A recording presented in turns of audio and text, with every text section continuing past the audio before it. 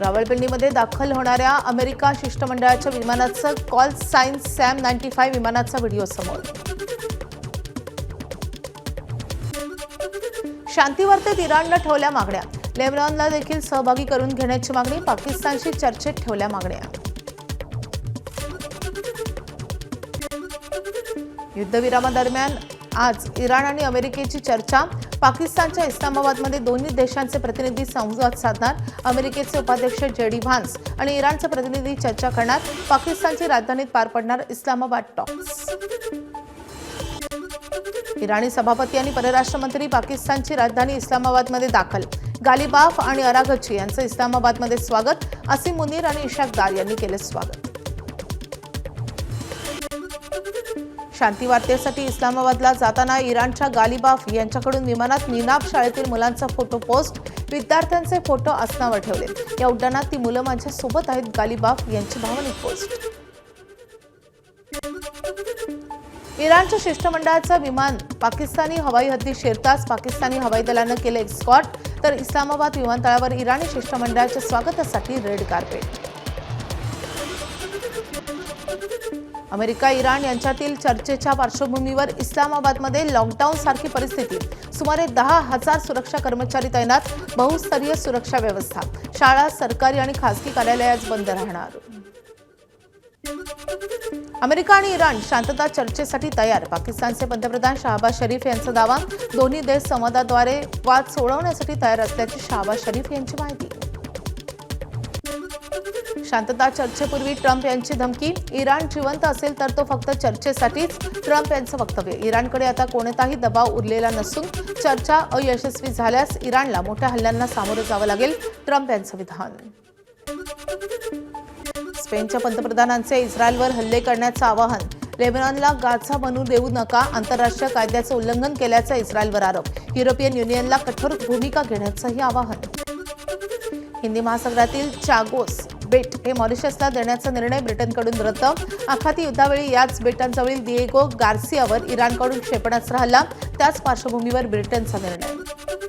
आखाती युद्धाच्या या चर्चेचे 5 super centre America, Iran, Israel, Lebanon आणि पाकिस्तान केंद्रस्थानी. वॉशिंग्टन DC, तेहरान, तेल अवीव, बेरूत आणि इस्लामाबादचा समावेश. गालिबाफ यांचं इस्लामाबादमधून मोठं वक्तव्य. इराणची इच्छा सकारात्मक, पण अमेरिकेकडून अपेक्षा नाही. अमेरिकेशी आधीच्या चर्चांचा अनुभव चांगला नसल्याचं गंभीर मत.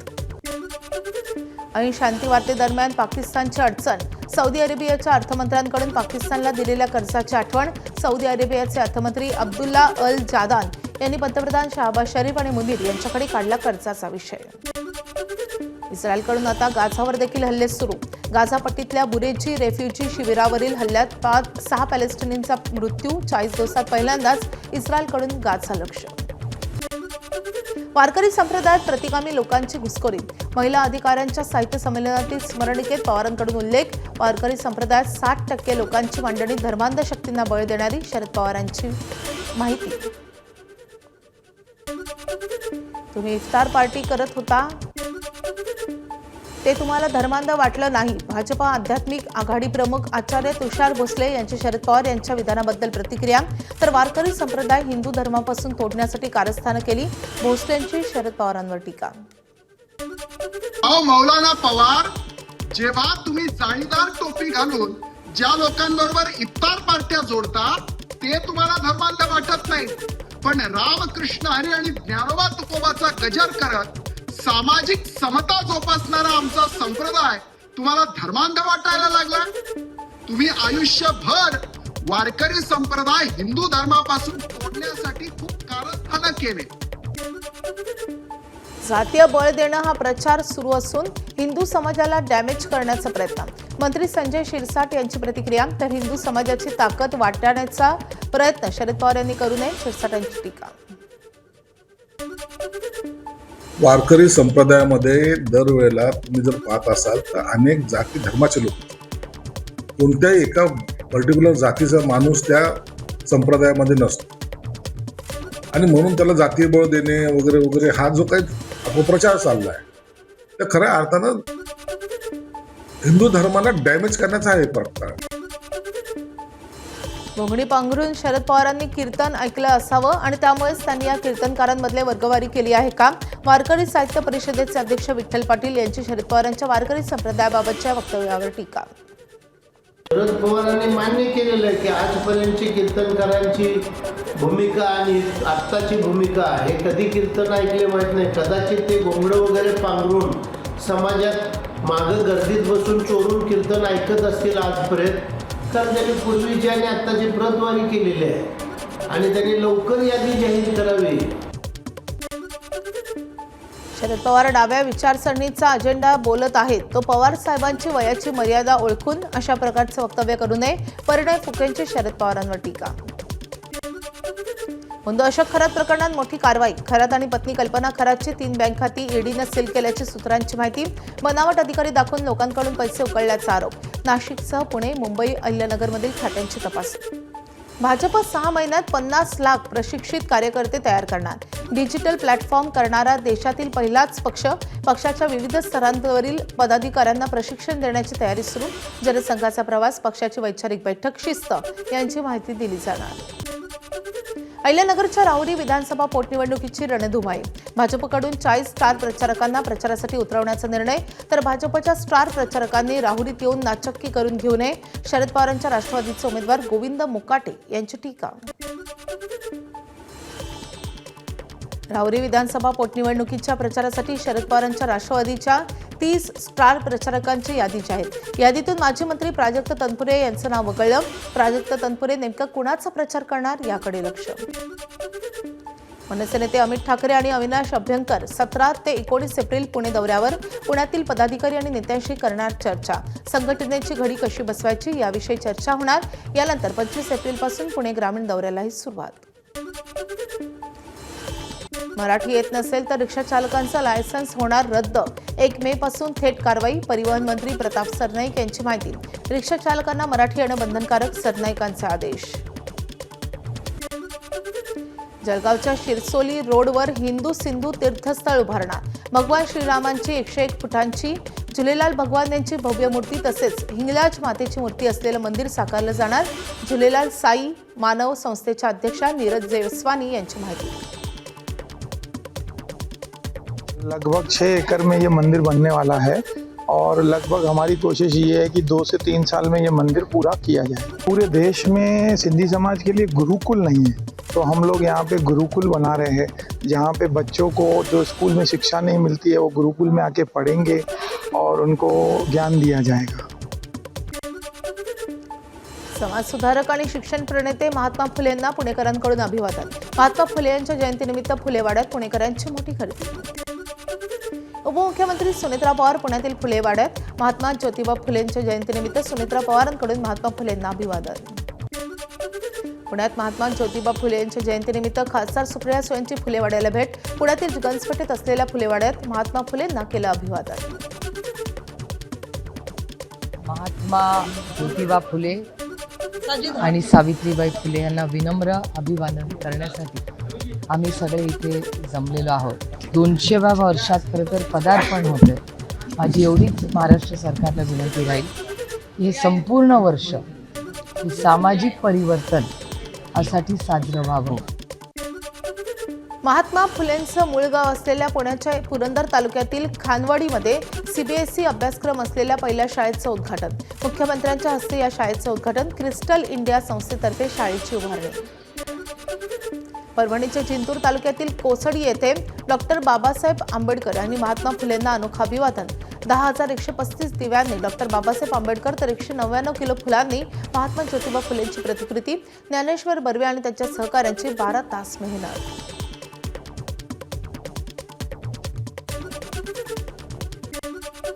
बीडमध्ये डॉक्टर बाबासाहेब आंबेडकर जयंतीनिमित्त कर्कश डीजेवर पोलिसांकडून बंदी. आंबेडकर जयंती केवळ उत्सव म्हणून नव्हे तर विचारांच्या माध्यमातून साजरी व्हावी यासाठी निर्णय घेतल्याचं पोलिसांचं स्पष्टीकरण.